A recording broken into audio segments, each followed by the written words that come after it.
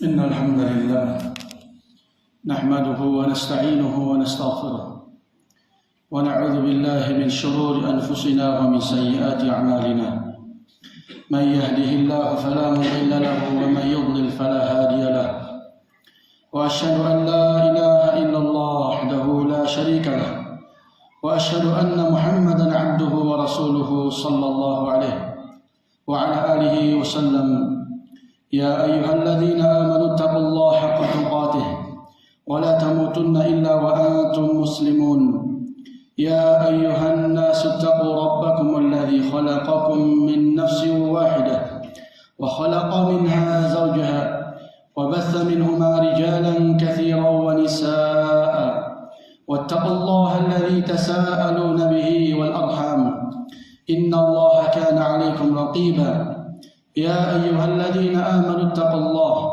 وقولوا قولا سديدا يصلح لكم أعمالكم ويغفر لكم ذنوبكم ومن يطع الله ورسوله فقد فاز فوزا عظيما ما بعد فإن أصدق الحديث كتاب الله وخير الهدي هدي محمد صلى الله عليه وعلى آله وسلم وشر الأمور محدثاتها فإن كل محدثة بدعة وكل بدعة ضلالة وإنما توعدون لآت وما أنتم بمعجزين عباد الله. Di antara kenikmatan yang Allah Azza wa Jalla anugerahkan kepada hambanya adalah Allah Azza wa Jalla jadikan mereka berpasang-pasangan, di mana Allah mudahkan untuk seseorang menikah, mendapatkan perempuan, seorang wanita yang salehah. Dengannya dia tenang, dengannya dia menjaga kehormatan, dengannya dia saling memberikan rasa kasih sayang. Kata Allah Azza wa Jalla min ayatihi an khalaqalakum min anfusikum azwaja litaskunu ilaiha wa ja'ala bainakum mawaddatan wa rahmah. Ini salah satu di antara kenikmatan yang agung yang Allah limpahkan atas seorang hamba yang Allah inginkan. Ditambah Rasul alaihi salatu wasallam sebutkan di hadis Anas bin Malik radhiyallahu taala anhu, qala alaihi salatu wassalam, man razaqahu Allah imra'atan salihah faqad a'anahu ala syatri dinih falyattaqillah ala syatril baqi. Kata Rasulullah, siapa yang Allah menganugerahkan kepadanya seorang perempuan yang salihah, maka sungguh Allah telah membantunya untuk menegakkan sebagian dari agamanya, maka hendaklah dia bertakwa kepada Allah sebagian yang tersisa. Dan Rasul alaihi salatu wasallam telah menyebutkan di antara kenikmatan dan juga keagungan dari adanya pernikahan, adanya perjodohan, bahwa seorang muslim mampu untuk menjaga kehormatan, mampu untuk menjaga keistiqamahan, mampu untuk menjaga pandangan, mampu untuk menjaga kemaluan. Rasul alaihi salatu wasallam memberikan wasiat kepada para pemuda, ya ma'syaras syabab, man istata'a minkumul ba'a falyatazawwaj fa innahu aghaddu lil basar wa ahsanu lil farj.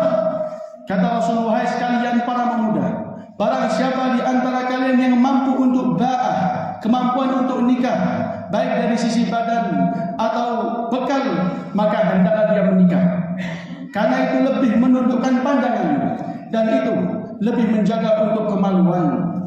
Maka ini suatu kenikmatan yang sangat agung, di mana seseorang tatkala Allah mudahkan, dianjurkan dan disyariatkan untuk menegakkan walimah. Dan ini perintah berkaitan dengan seorang suami, karena Rasulullah mengatakan aulim walau bisyah untuk seorang suami, yaitu Abdurrahman ibn Auf. Akan tetapi jika seorang perempuan juga, seorang istri ingin membuat walimah, maka dibolehkan. Dan walimah salah satu undangan yang wajib atas seorang muslim untuk menghadirinya. Barang siapa yang tidak mampu, maka dimaafkan. Barang siapa yang sengaja tidak menghadiri, maka Rasul alaihi salatu wassalam mengatakan, wa man lam yujib faqad asa Abul Qasim. Barang siapa yang tidak mendatang, maka dia telah bermaksiat kepada Abul Qasim, yaitu Muhammad alaihi salatu wassalam. Dan dibolehkan atas seseorang yang ingin menikah atau tatkala dia menegakkan walimah, dibolehkan baginya untuk menegakkan pesta dan juga hari kesenangan. Ini termasuk hal yang dibolehkan dalam agama Islam. Karena itu hal kembali kepada adat yang dimana asalnya adalah mubah selama kosong dari bentuk penyelisihan syariat. Akan tetapi ibadallah, kalau kita melihat bagaimana keadaan keumuman kaum muslimin tatkala Allah Azza wa Jalla anugerahkan kepada mereka pernikahan, Allah mudahkan bagi mereka perjodohan, kemudian mereka menegakkan pesta, kita mendapatkan mereka terjatuh dalam banyak penyelisihan syariat, terjatuh dalam banyak bentuk kufur terhadap nikmat Allah Azza wa Jalla. Maka insyaallah di khutbah Jumat ini kita akan menyebutkan beberapa penyelisihan syariat yang terjadi dalam pesta pernikahan. Ibadallah, di antara penyelisihan syariat yang terjadi dalam pesta pernikahan yaitu tatkala seseorang mengadu nasib atau menganggap sial dengan suatu waktu yang dia pilih atau yang dia inginkan untuk ditegakkan dalamnya pernikahan. Jangan menikah di waktu ini, kenapa? Karena hari sial. Jangan menikah di bulan ini, kenapa? Karena itu hari sial. Ini namanya tasya'um. Dan tasya'um salah satu hal yang dinafikan dari agama Islam. Mengadu nasib dengan zaman, mengadu nasib dengan makan, dengan tempat, mengadu nasib dengan apa yang dia lihat, termasuk perbuatan kaum musyrikin, termasuk perbuatan musuh-musuh para rasul alaihim salawatullah wassalam. Lihat bagaimana mereka mengatakan, qalu inna tatayyarna bikum, sesungguhnya kami ini merasa siap dengan kalian. Dan Fir'aun dan juga bala tentara yang mengatakan kepada Musa, qalu inna tatayyarna bikum, qalu tayyarna bik wa biman ma'ak, kami ini merasa sial dengan engkau dan bersama dengan orang-orang yang bersama engkau. Ini lihat bagaimana mengadu nasib dan merasa sial dengan suatu waktu atau tempat, itu termasuk aginanya kaum musyrikin, termasuk perbuatan yang mereka, di mana Rasul alaihi salatu wasallam mengatakan la adwa wala tiyara wa yu'jibni al-fa'l wal kalimatul hasanah wat thayyibah. La adwa wala tiyara, tidak ada penyakit yang menyebar dengan sendirinya, tidak ada tiarah, tidak ada di sana bentuk mengadu nasib yang bisa mempengaruhi hakikat sesuatu. Dan Rasulullah mengatakan wa yu'jibuni al-fa'l, saya ini lebih suka dengan hal yang bentuknya optimis, ucapan yang baik. Adapun mengadu nasib maka bukanlah itu bagian dari agama Islam, akan tetapi itu termasuk cabang dari cabang-cabang kesyirikan, kata Rasul alaihi salatu wasallam, at-tiyarah syirk. Di hadis Abdullah ibnu Mas'ud, at-tiyaratu syirk, mengadu nasib itu termasuk kesyirikan, kata Abdullah. Wa ma minna illa walakin Allah yudhibuhu bitawakkul. Tidak ada orang di antara kita kecuali memiliki bentuk tatayyur, akan tetapi Allah menghilangkannya dengan tawakal. Maka hendaklah seorang muslim tatkala ingin menegakkan suatu pesta pernikahan, dia ditegakkan di waktu yang kiranya pas, sesuai, yang tidak memberatkan baik untuk mempelai atau para hadirin. Adapun keyakinan ini, maka keyakinan ini permulaan yang buruk dalam suatu perjodohan. Maka hendaklah dia bertawakal kepada Allah Azza wa Jalla, di mana Rasul alaihi salatu wasallam menjadikan bagi 70.000 kaum di mana mereka akan masuk surga tanpa adab, tanpa hisab, tanpa perhitungan, akan tetapi dengan suatu sifat-sifat yang wajib mereka miliki. Kata Rasul, humul ladzina la yastaqun wa la yatatayyarun wa la yaktawun wa 'ala rabbihim yatawakkalun. Mereka yang akan masuk surga tanpa hisab, tanpa adab. Mereka lah orang-orang yang tidak meminta ruqyah, yang tidak berobat dengan kain, yang tidak mengadu nasib, dan mereka bertawakal kepada Allah. Ini penyelisihan pertama dalam pernikahan. Adapun yang kedua, yaitu tatkala diundangnya orang-orang kaya dan ditinggalnya orang-orang miskin. Orang-orang kaya diundang dalam pernikahan, orang-orang miskin yang membutuhkan ditinggalkan, dibiarkan. Ini salah satu penyelisihan syariat dalam pesta pernikahan, di mana banyak kaum muslimin terjatuh dalamnya. Padahal Rasul alaihi salatu wasallam telah menfonis bi'sat ta'am ta'amul walimah, syarrut ta'am ta'amul walimah, seburuk-buruknya makanan adalah makanannya walimah. Yud'a ilaihi al-aghniya wa yutrakul fuqara, dipanggil orang-orang kaya dan ditinggalkan orang-orang miskin. Ibadallah, ini salah satu bentuk bagaimana seorang itu memiliki rasa sombong, memiliki rasa angkuh, memiliki rasa meremehkan kepada sesama, padahal mereka kaum muslimin. Mereka adalah sumber pertolongan dari Allah. Innama tunsarun wa turzaqun bi du'afaikum. Sesungguhnya kalian itu diberikan rezeki dan diberikan pertolongan karena orang-orang lemah di antara kalian, akan tetapi ditinggalkan, dipanggil orang-orang kaya, gengsi, malu, ingin mendapatkan nama di sela-sela Allah Azza wa Jalla, berikan kepada mereka nikmat yang sangat agung.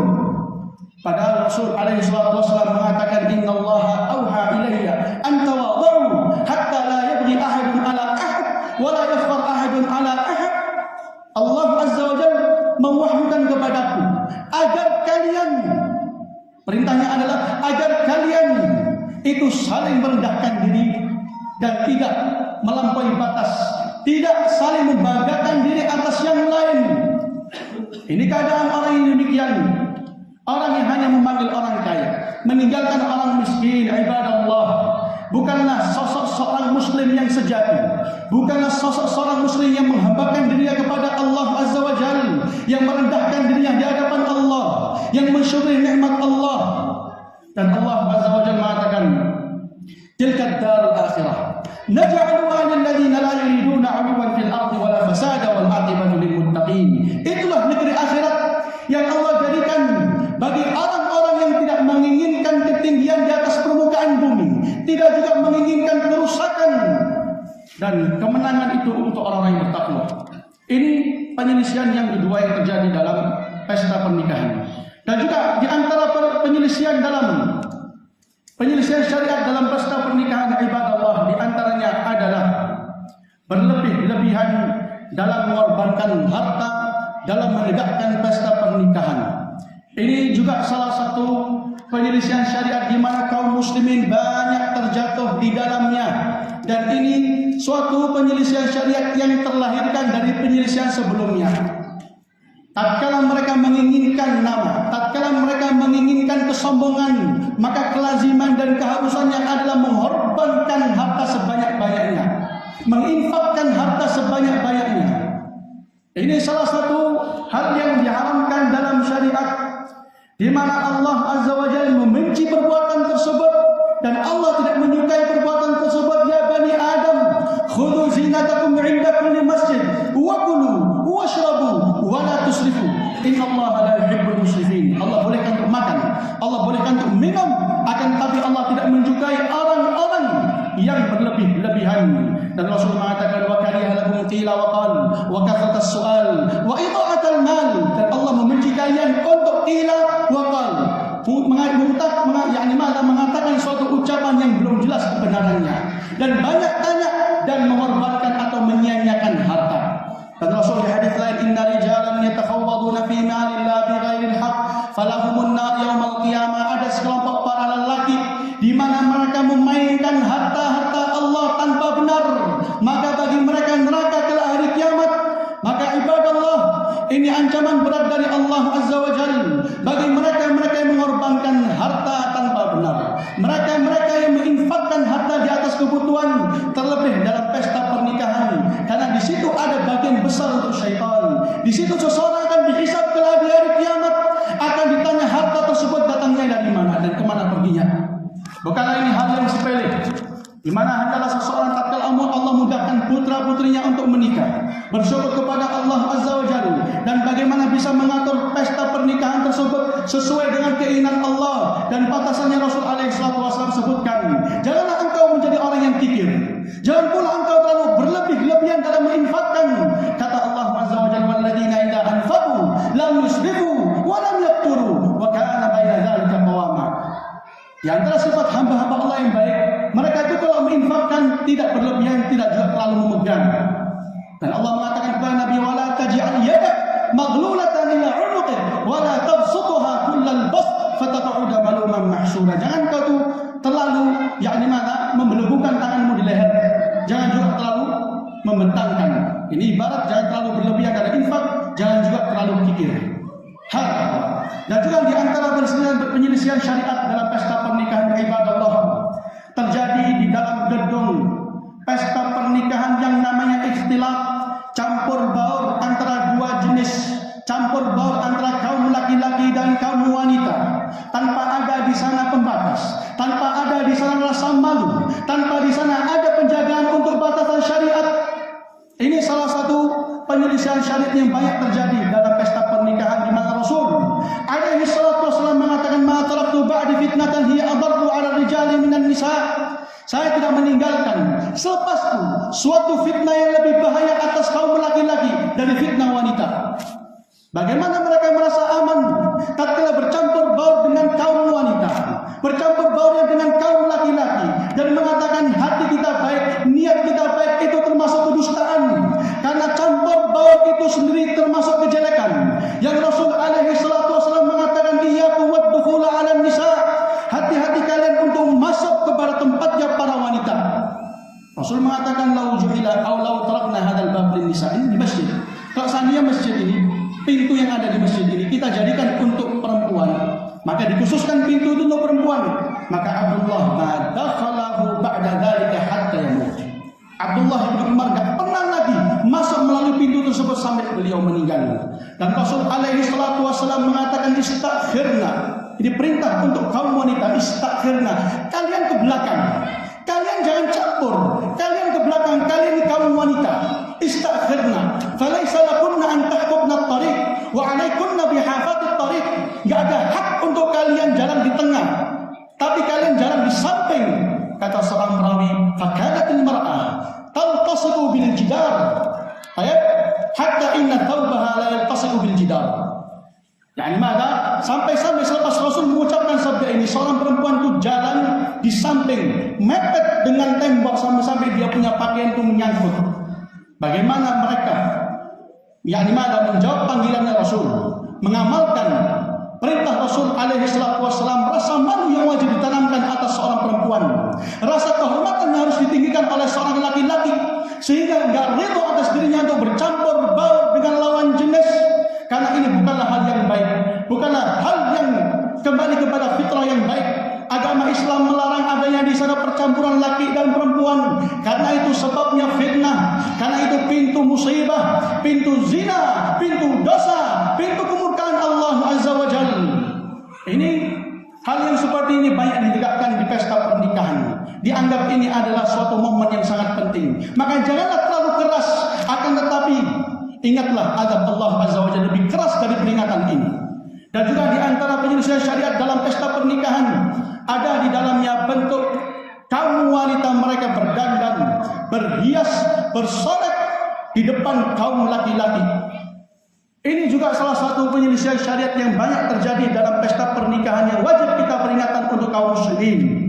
Kita wajib memperingatkan untuk kaum muslimat, untuk mereka-mereka yang memiliki tanggung jawab atas istrinya, atas anaknya, atas saudarinya, atas ibunya.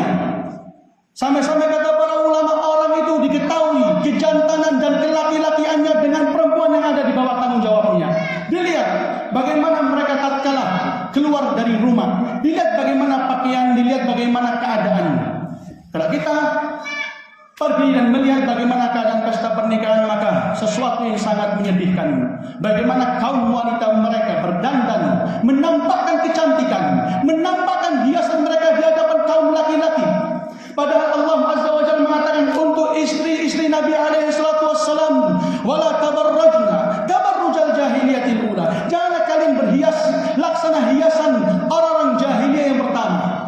Ini ancaman, ini larangan untuk istri-istri Nabi Muhammad, dan selain dari mereka dari kalangan wanita lebih berhak untuk masuk dalam larangan, untuk lebih berhak untuk mengamalkan, karena mereka istri-istri Nabi telah Allah Azza wa Jalla sucikan, telah Allah jamin dengan surga, dan mereka muslimat. Siapa yang menjamin kesucian mereka? Apalagi menjamin mereka punya status surga ataupun neraka. Rasul mengatakan di hadis, "Sinfan lam arahuma min ummati lam arahuma qat. Sinfani min ahli nar min ummati lam arahuma qat." Dua kelompok mereka termasuk penghuni neraka, saya tidak pernah melihat sebelumnya. Yang pertama tidak berkaitan dengan tema. Adapun yang kedua, wanisaun kasiyatun ariyat ma'ilatun mumilat ru'usuhunna ka'asnimatil bukht la yadkhulna al-janna wa la yajidna rihaha wa inna riha la yujad min masirati kadza wa kadza. Kelompok yang kedua adalah nisaun kasiyatun ariyat. Mereka kaum wanita di mana mereka berpakaian akan tetapi mereka telanjang. Mereka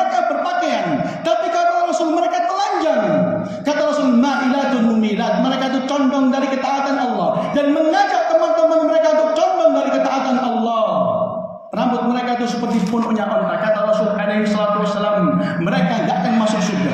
Mereka bahkan enggak akan mendapatkan bau surga, padahal bau surga itu bisa didapatkan dari jarak yang sekian dan sekian.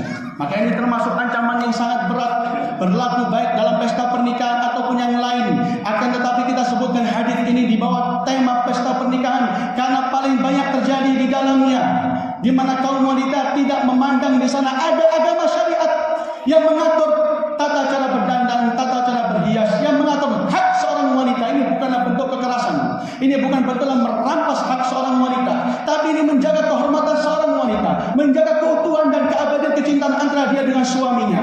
Dan Rasul alaihi salatu wasallam di hadis yang lain mengatakan, "Idza istaqtaratil mar'ah famarat 'alal qaum liyajidu rihaha fa hiya kadza wa kadza wa fi riwayah fa hiya zaniyah." Kalau seorang perempuan memakai minyak wangi, kemudian dia lewat kepada suatu kaum, dengannya mereka mendapatkan bau tersebut, kata Rasul, maka dia seorang perempuan yang seperti ini, yang seperti ini. Di sebagian riwayat dia adalah perempuan yang pezina. Ini langsung dari Rasul alaihi salatu wasallam. Ini sabdanya dari Rasul, di mana Allah mengatakan, "Wa ma yantiqu 'anil hawa in huwa illa wahyu yuha." Akan mungkin Rasul mengucapkan, bersabda berdasarkan hawa nafsu, tidaklah itu melainkan wahyu dari Allah Azza wa Jalla. Walhamdulillahi rabbil alamin.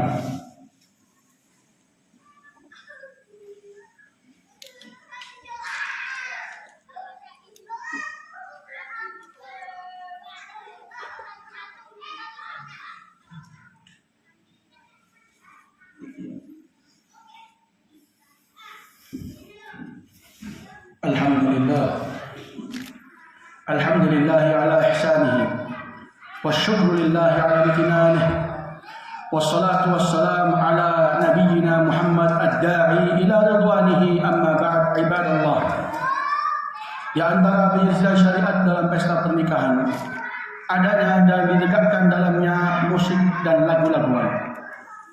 Kalau ini sesuatu yang sangat diakui atas bolehnya. Kaum muslimin secara mayoritas menganggap ini adalah hal yang halal, baik di luar pesta pernikahan atau dalam pesta pernikahan. Dua memulai kehidupan mereka dengan lagu-laguan. Dua memulai kehidupan mereka dengan suara syaitan. Yang Rasul alaihi salatu wasallam mengatakan, "Sautani mal'unan fid dunya wal akhirah." Dua suara yang dimana dua suara tersebut terlaknat di dunia dan di akhirat. Mizmarun 'inda ni'mah wa rannatun 'inda musibah. Mizmarun, seruling di waktu adanya kenikmatan, masuk dalamnya pesta pernikahan, pesta kuliah, pesta apapun yang ditegakkan oleh manusia yang ada dalamnya musik, ada dalamnya alat musik, ada dalamnya hal-hal yang berkaitan dengan musik, maka Rasul telah menvonis itu adalah suara yang terlaknat di dunia dan di akhirat. Yang kedua adalah ratapan tatkala ada musibah. Ini keadaan seseorang tatkala dia memulai kehidupan, mulai dia menginjak status bujang kepada status pernikahan, dia mulai dengan suara yang terlaknat, dia mulai dengan hal yang memurkakan Allah Azza wa Jalla dan juga Rasulnya. Di mana Rasul alaihi salatu wasallam mengatakan, "La yakunanna min ummati aqwam yastahilluna al-hira wal harir wal ma'azif." Akan ada nanti di akhir zaman kaum di mana mereka menghalalkan zina, menghalalkan sutra, dan menghalalkan al-ma'azif, alat-alat musik, alat-alat untuk melalaikan. Itu termasuk hal yang dilarang, hal yang diharamkan. Apakah pantas engkau membalas nikmat Allah yang sangat agung dari adanya perempuan yang cantik, yang salehah, dengan kenikmatan yang dimana itu adalah kemaksiatan, dengan tata cara engkau menampakkan kenikmatan dengan kemaksiatan? Maka ini salah satu pelanggaran syariat yang ada dalam pesta pernikahan. Tatkala ada di dalamnya lagu-laguan, musik-musikan, di mana Allah Azza wa Jalla dan juga Rasulnya tidak mempersempit kepada umatnya. Dibolehkan di dalamnya suatu yakni ada bacaan pantun atau puisi yang tidak diikutkan dengan yang namanya lantunan musik. Dan dibolehkan bagi khusus kaum wanita memainkan dufuf, semacam rebana khusus bagi mereka di hari pesta, di hari lebaran. Kaum laki-laki nggak dibolehkan, apalagi sampai masuk, sampai campur, sampai berjoget bareng, sampai menyanyi bareng. Nah, dia laki-laki yang mengambil hak yang dimana Allah dan juga Rasulnya khusus untuk kaum wanita. Rebana di waktu pesta dibolehkan untuk kaum wanita. Lebih dari itu ibadallah, bukanlah hal yang dibolehkan, bukanlah hal yang dimubahkan oleh Allah dan juga Rasulnya. Bahkan kata Allah, wa minan nas may yashtari lahwal hadith liyudilla an sabilillah bighairi ilm wa yattakhidaha huzwa. Di antara manusia ada mereka itu membeli ucapan-ucapan yang sia-sia, dengannya mereka itu terhalangi dari jalan Allah. Abdullah ibnu Mas'ud, salah satu pakar tafsir, salah satu ulama yang besar di antara para sahabat, bersumpah bahwasanya maksud dari ucapan yang sia-sia itu adalah musik, itu adalah lagu yang diharamkan. Wallahi alladzi la ilaha ghairuh, innahul ghina, innahul ghina, innahul ghina, itu adalah musik. Beliau ulangi 3 kali. Kata Allah, itu termasuk hal yang bisa menghalangi seseorang dari jalan Allah. Berapa banyak seseorang selepas dia mendengar musik-musikan, hatinya keras, hatinya malas, akan tumbuh dalam hati dia itu salah satu bibit kemunafikan, sebagaimana apa yang disebutkan oleh Ibnu Qayyim di kitabnya. Dan juga yang namanya lagu-lagu musik-musik ini termasuk hal yang diharamkan oleh kesepakatan para ulama yang dianggap keulamaannya. Di mana kesepakatan ini dinukilkan oleh Syekhul Islam Ibnu Taimiyah dan juga Syekh Al-Albani rahmatullahi alaihima. Ibadallah, di antara pelanggaran syariat yang terjadi dalam pesta pernikahan adanya di sana pembuatan gambar. Pembuatan gambar makhluk hidup, foto. Ada yang di sana fotografer. Ibadallah, yang namanya foto, yang namanya menggambar, ini termasuk hal yang sudah hampir lumrah, bahkan sudah lumrah, sudah mubah, sudah hal yang diyakini atas halalnya oleh mayoritas kaum muslimin. Dalam keadaan mereka tidak mengetahui di sana banyak dalil yang Rasul alaihi salatu wasallam tegaskan tentang hukum khusus mengenai gambar makhluk hidup. Kita berikan untuk kaum muslimin udzur karena jauhnya mereka dari agama Islam, berpalingnya mereka dari agama Allah. Karena tersembunyi dalil-dalil ini atas mereka, dan mereka mengikuti mayoritas manusia sebagaimana itu keadaan kebanyakan manusia, mengikuti yang paling banyak. Maka perlu kita tegaskan, perlu kita jelaskan sebagai bentuk menegakkan hujjah Allah atas hamba-hamba Allah, bahwasanya Rasul alaihi salatu wasallam telah melarang yang namanya gambar, telah melarang yang namanya membuat foto.